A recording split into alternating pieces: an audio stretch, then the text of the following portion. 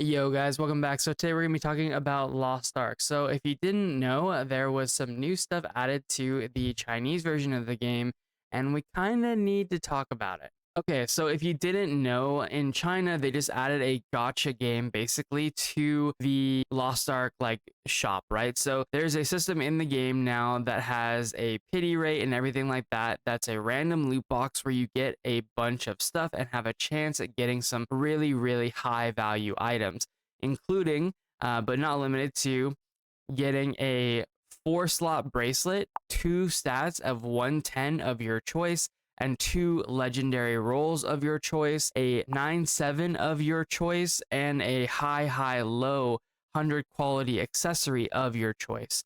So any of these items are potentially things that you could get at the highest level, but then there's other good items too, like guaranteed weapon quality taps, gems, other things like this as well, right? The relic selectors, legendary selectors, everything like that. All of this stuff is really good, and on your way to pity, even if you do have to pity to get these items here at the top, you are still getting all of this other stuff, right? It's not like any of this is bad. This all has value. And something that's worth mentioning too is that for whatever reason, if you do get one of these or several of these that you don't like, you can seem to dismantle them and eventually pick the one that you do like, that you're trying to go for. Now, personally, none of these sound bad. And when you compare like a 9/7 of your choice to the like $6,000 that it would have taken you on average to obtain it, outside of this system, it's pretty crazy, right? So the amount of value there for potentially 300 or even 600 or even $900 is significantly better. So even if you had to pity this, I don't know, 5 times at $1,500, is still significantly better than the $6,000 on average. But again, none of this stuff is really going to be like for players who aren't spending a fair bit of money in the game. I would say for most players, $300 might even be too high. So this is not really going to be a system that, like, as a low spender or a free to play, you're ever going to really be interacting with. You will get the ability to kind of profit off of it because of the way that the system actually works, with requiring the blueprints that you can sell as a free to play or low spender. So you can make a bit of gold off of it. But in general, you're not really going to be, seeing any of these items here. So I think it's worth exploring for a minute, trying to take an objective look at, you know, why some of the systems exist in the game as they currently do. Why do we have things like Fate Embers? Why do we have things like Paradise and Hell and stuff like that? And I think that you would be, missing the bigger picture if you didn't realize that loot kind of sucks in Lost Ark. The big thing behind Paradise, right, is getting the loot. The big thing behind Fate Embers in general is getting that drop and having that excitement about finding something while you're doing an activity and getting really high value out of it. That's literally like the definition on like why those things exist. They were 100% created with that in mind. They want to spike the dopamine levels that you get when you see that Fate Ember drop or when you see that special honing chest, right? Those activities and those items in particular are very much made to spice it up and make things more interesting rather than just a monotonous grind for materials. And for the most part, that's kind of what it is. And even, the sidereal energy and stuff is very much, it's supposed to be there in the back of your mind that maybe the next time I do a raid, I'll get that really exciting drop, right? But they also want to make it, really rare. So that way it's very valuable and etc., all that kind of stuff. The point being is that loot sucks in Lost Ark. And it kind of always has. And to be honest, their attempts at fixing it don't really fix that. What they do is they add slight alleviation to the issue. And what I mean by that is, it encourages you to grind your chaos dungeons or your guardian raids because maybe you'll get that fate ember.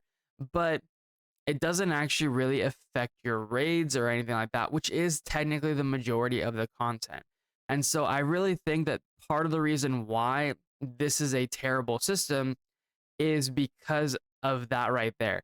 There's nothing exciting to get from raids. And somebody in the comments is probably going to say, but what about mounts? Most people don't get excited about mounts, to be honest, especially not in Lost Ark. And I like collecting the mounts, but I also kind of don't get excited about mounts, to be honest. And the reason for that is because you don't really spend any time doing anything on your mount.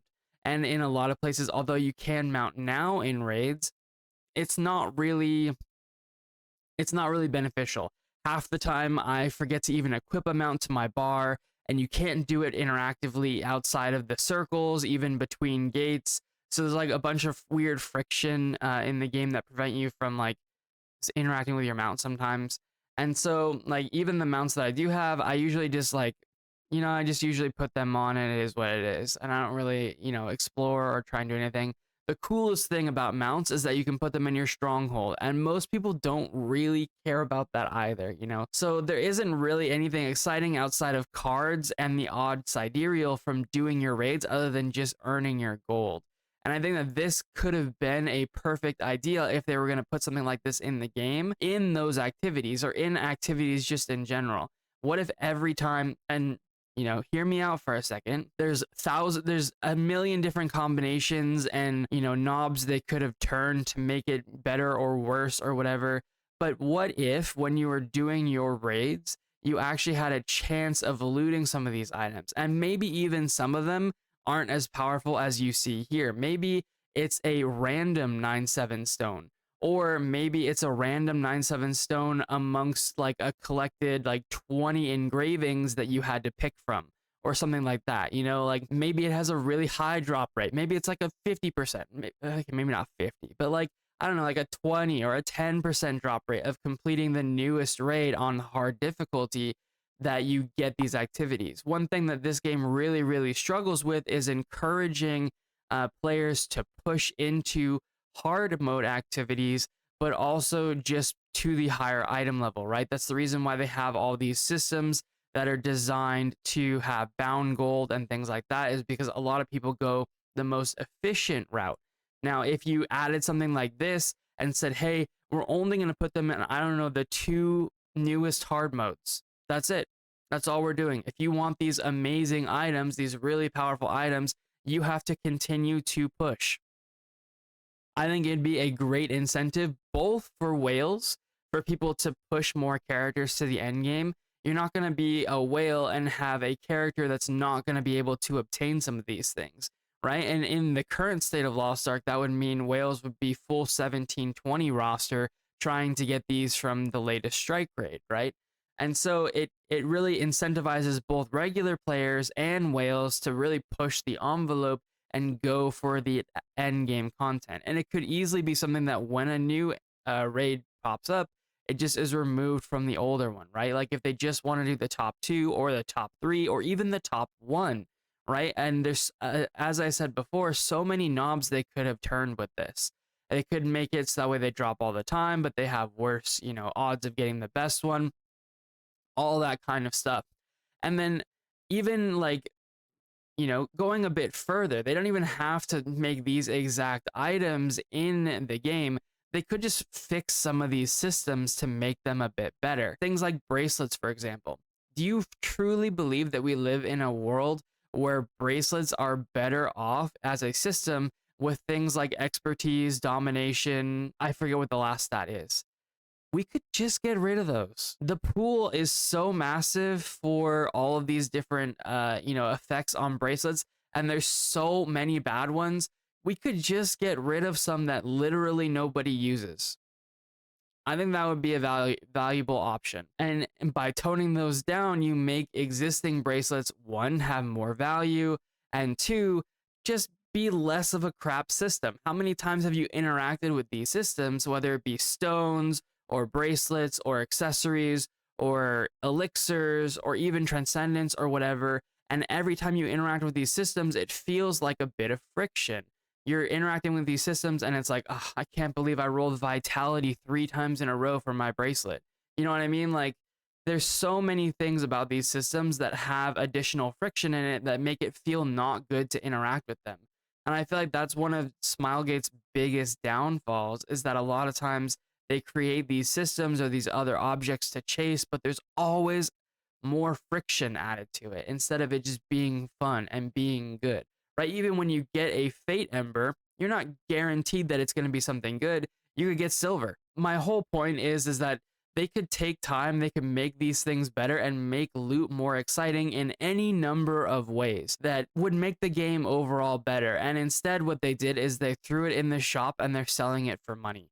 Now, I get it. This is a pay to win game. And also, this system is great for whales. I want to really make sure that I fully express that. If you are somebody who was going to spend for a 9/7, if you're somebody who was going to spend for a high accessory, if you're somebody who is going to spend to get a massive 4-line bracelet or 5-line bracelet, then this is a system you likely like. This is a system you likely want. And so I totally get that. And again, I'm going to even add a tag down below so you can see. I get that whales love this system. I fully do. People who spend money on the game love this system. But I don't think that there's anyone that can argue that the game would literally just be better. It would just be more rewarding. It would just be more fun and more interesting to play if we had opportunities to obtain these items in the game by doing something, by achieving some result, by doing some activity, by interacting with other people, by playing the game rather than just swiping our credit card. Now, I know there's bound to be people too that hear me say that and they say, well, what about the game? The game needs to make money. The game does need to make money. It genuinely does. Those are not two different issues. You know what I mean? Like they don't have to be mutually exclusive. We can have better drops in the game and then also they can continue to make money and make more money. This game, I've said it before, I made a whole video about how it could change monetization, but they have been so lazy about skins in this game. It is unreal. Like, we haven't even tried to do animation skins. We haven't done anything like selling glows on weapons or armors or anything like that. Auras, nothing. There's so much opportunity for them to make more money on cosmetics. They don't need to try and min-max every system in the game that gives you additional power. They already have a lot of them in the game that do benefit from spending. You can whale out and get better things for honing, for all the bracelets and stones in the game that you see here. All the things you see here, gems, right? Like all kinds of stuff. There's so many opportunities to spend on this game already. And even then, like I said, they have more avenues that they can go into if they just decided to do that. They have animation skins, all kinds of stuff. They could really even upgrade it. What if, for example, there was a skin that was a like relic skin that you could only purchase in the shop? They probably realistically would do like another Yaz jar type thing. And what it did was it gave you a special animation for your most important skill. Now, every class in the game, I would say, just about has a T skill that is their important animation. So what if this relic skin, all it did was give you a T skill animation change? Is there anybody out there that really thinks people wouldn't buy that? People wouldn't gamba for that? People would 100% gamba for that. People love buying skins. There's a whole section of our economy that is more or less based on people buying skins and converting it to gold in this game. People would 100% do the same thing with T skill relic animation skins. You know what I mean? Like, it would go crazy hard. They haven't really started doing anything like lounge skins, right? Like the lounge that you're in before the raid starts with everyone standing in the party with their characters. They could do lounge skins just like they do MVP backgrounds. They could do lounge poses, all kinds of stuff. They could literally monetize so many different things for cosmetics. It's insane. And they haven't at all. And instead, what they do is they build this. But the thing is that power is going to be something that always draws people to it, even if they're, a low spender or whatever. If you're someone who's free to play, you'd probably be more interested in potentially removing yourself from the free to play pool and going into the like light spender dolphin section with a system like this than you would for probably relic animation skins. And that's probably true. But I think that that doesn't really matter because of the way that the game works. You're going to have those whales who go for the relic animation skins just to make gold in game the same way that they do right now with buying skins in the shop and selling them on the marketplace. Personally, I think this is just an extremely lazy system. I think that they have had a long time to work on and fix some of these systems, especially stones, man. I feel like I have cut so many stones. I do not believe those odds at all. I've watched a couple of my friends cut 9/7 stones, and let me tell you, it is the most crazy RNG crap you've ever seen in your life. I have a friend I watched cut a 10/7 stone, and at the end, she literally hit like 5 25% in a row. Have you ever hit 5 in a row, period? I don't know if I've ever hit 5 in a row, period. And somehow she was able to hit 5 in a row at the end of her stone on the right thing. You know what I mean? Like, I'm not trying to spread that stone chances are fake. My whole point being is that stones don't feel good. They never felt good. They've always felt awful. I'm sure you guys have seen like Stoops and stuff like that. He tried to cut like a 7/7 stone on several characters. You guys remember the Reaper incident back in the day? Cutting a 7/7 was trash for a really long time. It's not like it's better now either. They're just bad systems with lots of friction adding problems. And so this was a lazy way to go about selling the solution or a better option for those systems for items in the game that might have been like stretch goals or things that players never realistically were gonna try and go for, even if they were spenders. Because I know people who spend money on the game and they don't spend on trying to get a 9/7. There's a reason for that. It's because the system is shit, right? Like, we can just call a spade and it is what it is. Now, sure, people can get lucky. I have another friend who literally has cut like 3 9/7s by closing his eyes and just randomly clicking on the stones. I'm not even kidding. That is literally what happened. He'll hit like 75% 3 times in a row on the red. But it is what it is. And some people are really lucky with that. And that's okay. And I think having that level of luck is also okay in the game. But there should be some way of attaining these items rather than just being lucky. Or if there is going to be only based on luck, you know, adding a pity or adding some kind of, you know, relief system for those luck only systems, I think would make a lot of sense. But like I said, this just feels very, very lazy, and it just feels like an easy cash grab for trying to get some of those items that people haven't really been able to obtain. So yeah, personally, I would really like to see them reinvest in the loot in this game. It does feel good to get a Fate Ember and, you know, to hit a big Paradise, you know, special honing box or something. But I don't really feel that when I'm in my raids and stuff like that. Sure, you get an occasional card or something, but to be honest, those are such long-term chases that like most of the time it doesn't really matter. When you finally get that last one, it's kind of cool because you can kind of check the box of getting that card and finishing that one. But for the most part, it doesn't really feel good. Sure, we do get gold from doing our raids and stuff like that, and so it is rewarding in that way, but it's like completing a raid isn't really exciting. If we made, you know, a reinvestment in the loot, especially of the end game raids, I really think it would make players feel a lot better and a lot more excited to do them and get access to some of those materials.